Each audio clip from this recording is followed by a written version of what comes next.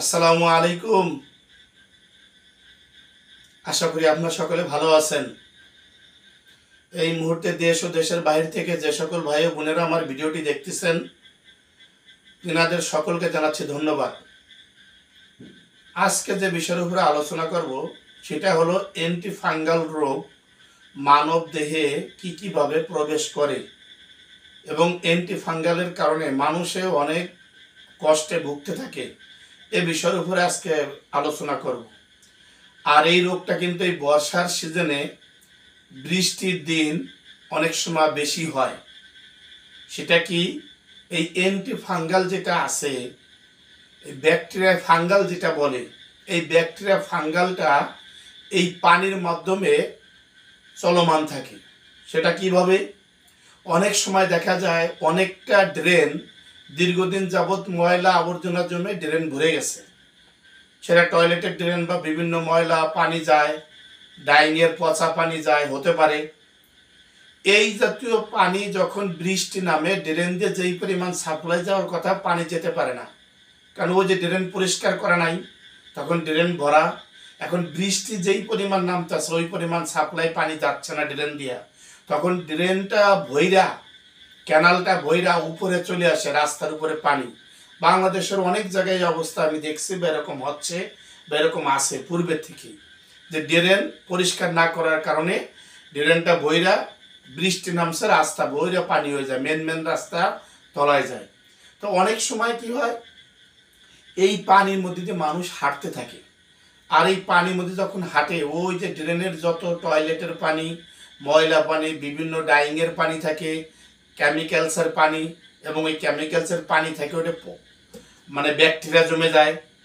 এই যে পানিগুলো থাকে, এইটা ওই পানিটা যখন এই বৃষ্টির পানির সাথে রাস্তার উপর উঠে যায়, মানুষ যখন হাঁটে, এইটার মধ্যে, এই পানির মধ্যে আপনার ব্যাকটেরিয়া ফাঙ্গাল বলা হয়েছে, এই ব্যাকটেরিয়া ফাঙ্গালটা আপনার চলাফেরা করে। আর তখন অনেক মানুষ হাঁটার সময় কি করে, তার পায়ে অ্যালার্জি জাতীয় ওঠে। প্রথম দেখা যায় একটা ঘামাচি পাউডারের মতো, মানে একদম ঘামাচি যেরকম ওঠে ছোট, এরকম একদম ঘামাচির মতো, একদম ছোট ছোট বস পড়ার মতো ওঠে, একটা বা দুইটা, এখন চুলকায়।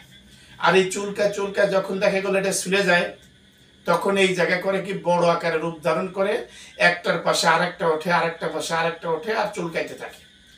এই যে অ্যান্টিফাঙ্গাল তার বডিতে ধরে গেল। আর তখন দেখা যায় দাদির মতো, এটাকে কোনো জায়গায় গ্রাম্য ভাষায় কেউ একজিমা বলে, আবার অনেক জায়গায় শুনছি এটাকে পৈতৃক বলে। কিন্তু আসল হলো এটা হলো অ্যান্টিফাঙ্গাল, এটা একটা ব্যাকটেরিয়া ফাঙ্গাল, যেটা নাকি খুব মারাত্মক ধরনের জীবাণু। এই জীবাণুটা এই যে পায়ে লেগে গেছে, লাগার কারণে তখন এই জায়গা কি হয়, অনেকের আছে যে একদম খসে খসে পড়ে, অনেকের আছে একদম দাদের মতো কালো হয়ে যাইয়া পুরো পরে শরীরের মধ্যে একদম পুরো ছেয়ে যায়। তো এই যে সমস্যাটা, তাহলে আজকে যে বিষয়টা আমি করলাম, দেখলাম যে এই বর্ষার সিজনে যেই রোগটা হয় এবং আমাদের অবহেলার কারণে এই সমস্যাটা হয়, এটা থেকে কিভাবে বেঁচে থাকা যায়, এই জন্য আমি এই যে আপনাদের জন্য এই ভিডিওটা উপহার দিলাম। সেটা কি, এর থেকে কিভাবে বাঁচবেন। এখন রাস্তায় পানি ভরে গেছে, আপনারও যেতে হবে, না গেলে হবে না। সেটা অফিসিয়াল কাজ হোক, ডিউটি হোক, ব্যবসা বাণিজ্য করেন, প্রতিষ্ঠানে যান, যে কোনো জায়গায় যান, আপনার প্রয়োজনে আপনি বাজার করতে যান, তখন এই রাস্তার মধ্যে আপনার পানি দিয়ে হাঁটতে হয়। সেই ক্ষেত্রে আপনি কি করবেন? তাহলে আপনি যখনই গেছেন, সাথে সাথে যখনই পানি থেকে উঠছেন, আশেপাশে কোথাও পানি খোঁজ করবেন, যে টপ ছাড়িয়ে দিলে যে জায়গায় পরিষ্কার পানি পাওয়া যায়, তখন সাথে সাথে এই পাগুলো ওয়াশ করে ফেলানো, সুন্দর করে 2-3 বার করে একদম পানি দিয়ে আগে ওয়াশ করবেন, আগে হাত দেবেন না। পানি টপ ছাড়িয়া পানি ভরে পানি ছাড়বেন, ফুল স্প্রেডে পানি পড়ে পাটা ওয়াশ হবে, পরে লাস্টে হাত দিয়ে ডলা দিবেন। আর খেয়াল রাখবেন, যত দ্রুত পারা যায় পানির থেকে চলে আইসা বাড়িতে আইসা ফিরে আবার টপ সাইডে পা দুইটা আবার ভালো করে ওয়াশ করবেন। পানি দিয়ে ওয়াশ করার পরে তারপরে আপনি সাবান দিয়ে এটাকে ওয়াশ করবেন।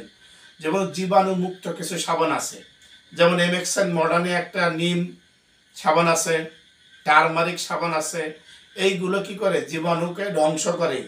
তাহলে আপনি এই সাবান দিয়ে একদম সুন্দর মতো ওয়াশ করতে পারেন। অথবা বাজারে আরও সাবান আছে, ডিটল সাবান আছে, স্যাভলন সাবান আছে, এরকম যেইগুলো জীবাণুকে ধ্বংস করে এই সাবান দিয়ে সুন্দর মতো পাকে একদম দইলিয়া ওয়াশ করে সাথে সাথে হাতকে পর্যন্ত আপনি ওয়াশ করবেন, যাতে কোনো রকম আপনার অ্যান্টিফাঙ্গাল আপনার বডিতে প্রবেশ করতে না পারে।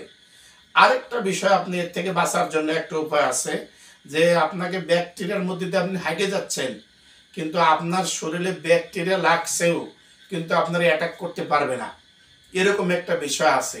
তাহলে এটা লাখ টাকার ঔষধ, সেটা আপনি বিনা টাকায় আপনি ঘরে বসে খাইলে আপনি চিকিৎসার উপকৃত হলেন। আপনার এই ব্যাকটেরিয়াটা, ওই অ্যান্টিফাঙ্গালটা আপনার শরীরে ঢুকতে পারলো না। তাহলে এটার জন্য কি করবেন, যাদের উচ্চ রক্তচাপ নাই তারা কালো জিরা এবং মধু খাবেন। দেখলো আধা চামচ কালো জিরা, 2 চামচ মধু চকলেটের মধ্যে চুষে চুষে খাবেন। এটা খাইলে আপনার শরীরে রোগ প্রতিরোধ ক্ষমতা বেড়ে যাবে। তখন ওই যে যদি আপনার পানির মধ্যে দিয়ে হাঁটেন, সেখানে যদি কোনো ব্যাকটেরিয়া থাকে, সেটা পায়ে লাগছে, কিন্তু আপনি এসে ওয়াশ করছেন, ধুয়ে ফেলছেন, তাহলে আপনার ওই সমস্যার করতে পারবে না। ভিতরে রোগ প্রতিরোধ ক্ষমতা আপনার বেড়ে যাবে, আপনার শরীরে ব্যাকটেরিয়া যে কাজ করতে পারবে না। এটা একটা বিষয় আমরা জানলাম। আর একটা আপনার ঘরে বসে ঘরোয়া চিকিৎসা আছে, আপনাকে যেটা ব্যাকটেরিয়াটার অংশ আপনাকে ধরতে পারবে না। তাহলে সেটা কি, 1 গ্লাস কুসুম গরম পানির সাথে ছোট লেবু হলে 1টা লেবুর রস, আর বড় লেবু হলে অর্ধেক লেবুর রস, ভরা পেটে ভাত খাওয়ার পরে ভরা পেটে 1 গ্লাস কুসুম গরম পানি, কোনো লবণ হবে না, চিনি হবে না, শুধু ওই যে বড় লেবু হলে অর্ধেক লেবুর রস, ছোট লেবু হলে 1টা লেবুর রস দিয়ে আপনি 1 গ্লাস পানি খেয়ে ফেলেন। কারণ যার শরীরের মধ্যে ভিটামিন সিটা বেশি থাকবে, তাকেও ব্যাকটেরিয়া ধরতে পারে না, অ্যান্টিফাঙ্গাল তার বডিতে কাজ করতে পারে না। কারণ এই সিতে যে সি যার মাইনাস, বডিতে সি যার কম, তার শরীরে যে অ্যান্টিফাঙ্গাল কি হয়ে যায়, বাসা বাঁধে, সে খুব ক্ষমতা পেয়ে যায় বডির মধ্যে বাসা বাঁধার জন্য। আর যদি আপনার বডিতে পর্যাপ্ত সি থাকে, তাহলে আপনার এটা আর হবে না। তাহলে এটা কি করব, ওই যে বললাম গরম পানির সাথে লেবুর রস।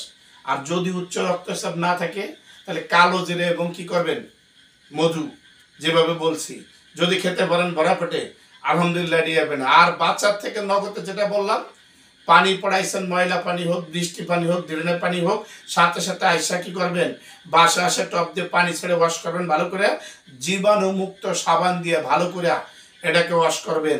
যাতে কোনো অবস্থাতে আসে যে আপনি এই অবস্থায় আইসেন, আধা ঘন্টা 1 ঘন্টা বাসায় এসে বইছেন, পরে গোসল করছেন, এটা পায়ে শুকিয়ে গেছে, অথবা আপনি এমনি পানিতে পা ধুইছেন, সাবান জীবাণুমুক্ত সাবান দিয়ে ধন নাই, তাহলে যে কোনো মুহূর্তে মনে রাখবেন আপনার পার উপর সাইডে যেটা নাকি যা ওই যে আছে, উপর সাইডে একদম বড় বড় ছোট ছোট আগে উঠবে, এর থেকে পরে পাশ দিয়ে উঠতে উঠতে উঠতে উঠতে বিশাল বড় ঘা, অনেক আছে খুলে যায়, একদম বিস্তৃত অবস্থা, বড় বড় অবস্থা হয়ে যায়, একদম মানে যে সে দিন রাত ঘুমাইতে পারে না, খালি চুলকাইতে থাকে, কোনো ঔষধই তারা ধরে না। মনে রাখবেন, এমনও রুগী আসছে আমার কাছে যে ইনজেকশন দিয়েছে, হাই অ্যান্টিবায়োটিক খাই, সেটা যাচ্ছে না। তাহলে কি বুঝলেন, এইটার উপরে পরে আমি আলাদা চিকিৎসা দেওয়াতে আল্লাহ তাদেরকে মাফ করছে। এই জন্য আপনাদেরকে বললাম যে আমি চিন্তা করলাম যে অবশ্যই এরকম একটা ভিডিও দেওয়া উচিত, যেহেতু বর্ষার দিন, এখন মানুষ ভুগতেছে এবং এই সমস্যাগুলো হতে পারে। আমার মূল কাজটা হলো মানব সেবা, যে যেই কোনো রোগ যেই কোনো সময় হওয়ার সম্ভাবনা থাকে, ওই সিজনারি ওই বিষয়ের উপরে আমি ভিডিও দেই, যাতে মানুষ ওই রোগ থেকে বেঁচে থাকতে পারে। ধন্যবাদ আপনাদের সকলকে। আশা করি আজকে যে বিষয়ের উপরে আমি তথ্য দিতে চেয়েছিলাম, তথ্য দিতে সক্ষম হয়েছি। তাই আপনারা আমার ভিডিও যারা লাইক দেন বা শেয়ার করা আছে, তাদেরকে ধন্যবাদ। আর যারা মোটামুটি শেয়ার করেন নাই, কিন্তু আপনারা কি করবেন, শেয়ার করে দিবেন, সাবস্ক্রাইব করে দিবেন। কারণ সাবস্ক্রাইব করা থাকলে আপনার কাছে ভিডিওটা চলে গেল, প্রতিনিয়ত চলার জন্য আপনার একটা সহজ রাস্তা পেলেন, যেটা অনেক টাকার ঔষধ আপনার লাগবে না, বডিটা ইনশাল্লাহ সুস্থ থাকলো। ভালো থাকুন, সুস্থ থাকুন, আবার পরবর্তী ভিডিওতে দেখা হবে। আল্লাহ হাফেজ। আসসালামু আলাইকুম ওয়া রাহমাতুল্লাহি ওয়া বারাকাতুহু।